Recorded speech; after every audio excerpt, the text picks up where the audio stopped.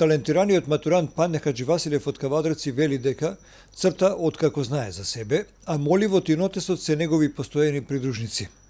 Не може да го замисли неговото секојдневие, а да не работи на некоја ликовна интервенција.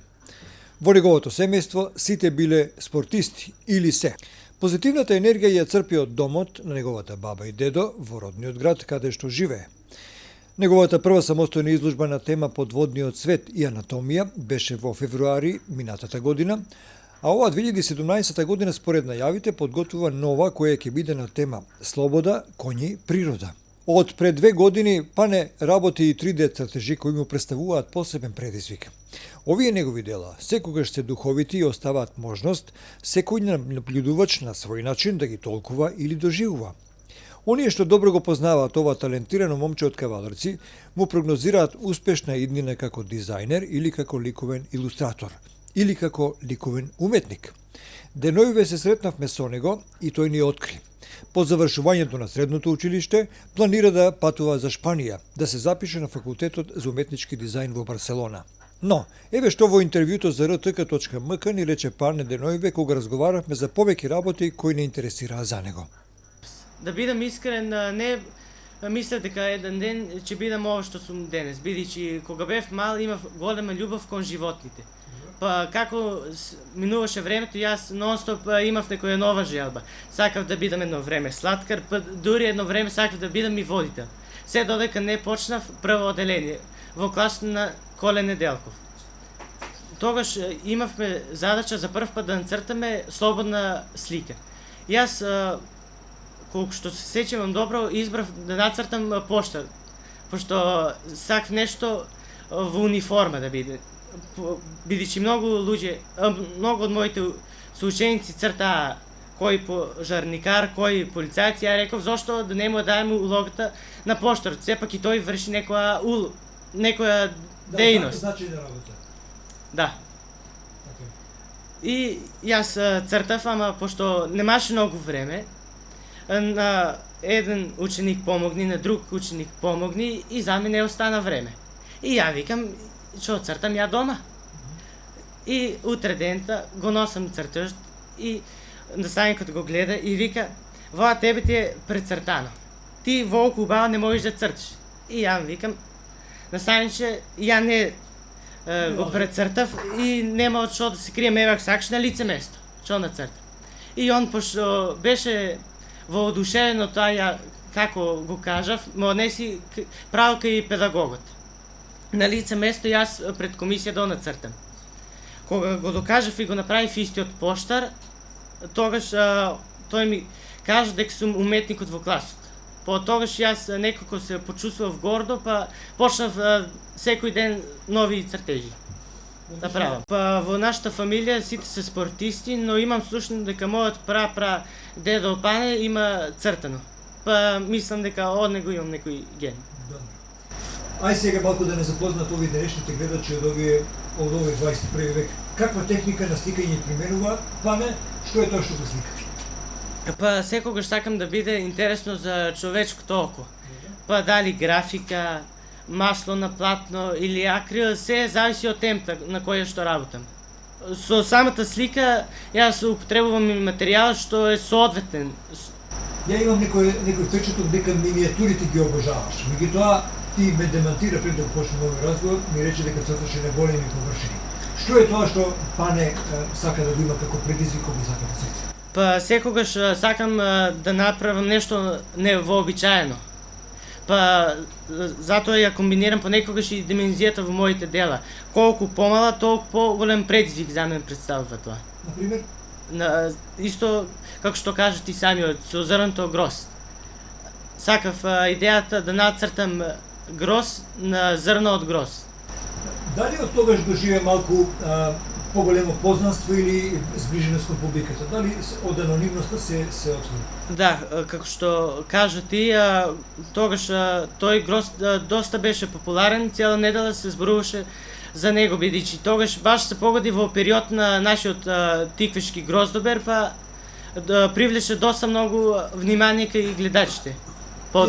Тие користиш храната, понекојаш или отпадоци од храната, или самата храна како мотиви или делови од некој твој уметничко дело? Што е тоа? Па не само храната, јас едноставно ги употребувам секојдневните предмети. Зависи во тоа како тие изгледаат, од нив може да се создаде секаква слика. Се разбира се, секој ги толкува на свој начин, но јас на мој начин гледам да биде тоа впечатливо. Значи, Да остане оригиналот, но сепак да се создаде ново дело. Сликарство, уметност, предизвици и невообичаено сликање, морам да кажам. Што за тебе представува сликарството? Па за мене сликарството едноставно представува дел од мојот живот, бидејќи тоа ме опушта и ми дава некако енергија и сила за понатаму да продолжам и да создавам нови дела. Да. Штом кажа да продолжам и да создадам нови дела, морам да те прашам провокативно каде пане после гимназијата, после средното училиште ќе учи? Па после средното училиште ја планирам да продолжам во Барселона. Зашто во Шпанија? Па бидејќи сум многу восхитен од нивните креации, па сакам да бидам дел од нивната мода, како моден дизајнер. Малку да ни преведеш што значи тоа, каде би се нашол ти? Па повеќе во модата да креирам фустани, костими, едноставно некако на мој начин да го разубавам светот. Добро, тоа е факултет од 4 години? Да. Или пак школа со поголемо? Не, факултет со 4 години. Баш во Барселона, така? Да. Добро, кажи ни, го учиш шпански јазик? Да, моментално посетувам курс по англиски, шпански и германски јазик. Кавадарци има многу ликовни уметнички имиња. Се гледаш ли во идене како дел од тоа уметничко милје? Кавадарци важи за расадник на сликари? Па можам да кажам дека уште сега се гледам како дел, бидејќи веќе 2 години поред учествувам на ликовната колонија, па некако се чувствувам уште сега како да сум дел од кавадаречката ликовна јавност. Да. Направи една изложба до сега. Една самостојна и во моментот спремам уште една. Ето сега да те прашам што е тоа што го спремаш, кога би можеле да го видим како публика? Па првата изложба беше малку поабстрактна, бидејќи го комбинира водниот свет и анатомијата. Но овој пат ќе направам изложба за нешто по ние што го познаваме. Коњи и слобода. Аха. Бидејќи коњите секогаш сум ги сакал и слободата исто така, па решив да ги вклучам во една слика. И сега јас многу прашања ти поставам, меѓутоа и ти имаш твои дилеми понатаму каде ќе се определиш, што поддржуваат и твоите од семејството за овие сите твои планови? Да, од моето семејство имам многу голема поддршка и за тоа сум благодарен. Но не само од моето семејство, туку во широко сакам да кажам дека и моите пријатели и мојот класен раководител, кој што одвојува време, иако сум на школа, да можам некој час да завршам некоја слика. Кога би останал во Македонија, случајно, ако не би замениш во Барселона, би одел ли на ликовната академија во Скопје? Да. Би одел на ликовната академија во Скопје на гранката графика. Секој графиката би. Добро, пане. Драго ми е што ми беше гостин. Дали би сакал да упатиш некоја порака, не мора до оние што не следат, до оние што ќе слушнат или на било кој начин ќе бидат во дотир со оваа емисија, некоја порака што ти сакаш да им. Па најпрво сакам да ти се заблагодарам што ме покани да бидам твој гостин во оваа прекрасна емисија, а како второ сакам да ги поздравам сите гледачи што во овој момент не гледаат на малите ТВ екрани. Јас ти благодарам, не случајно избрав да ми бидеш гостин, затоа што сметам дека еден ден ќе бидеш големо уметничко име во Македонија и во Европа. Ти посакувам многу успех искрено, со оглед на тоа што верувам во тебе.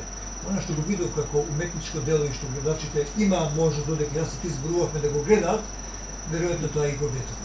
Ти благодарам и се неувам. Уште еднаш ви благодарам вас, па се надевам во иднина ќе имаме повеќе можност да се гледаме.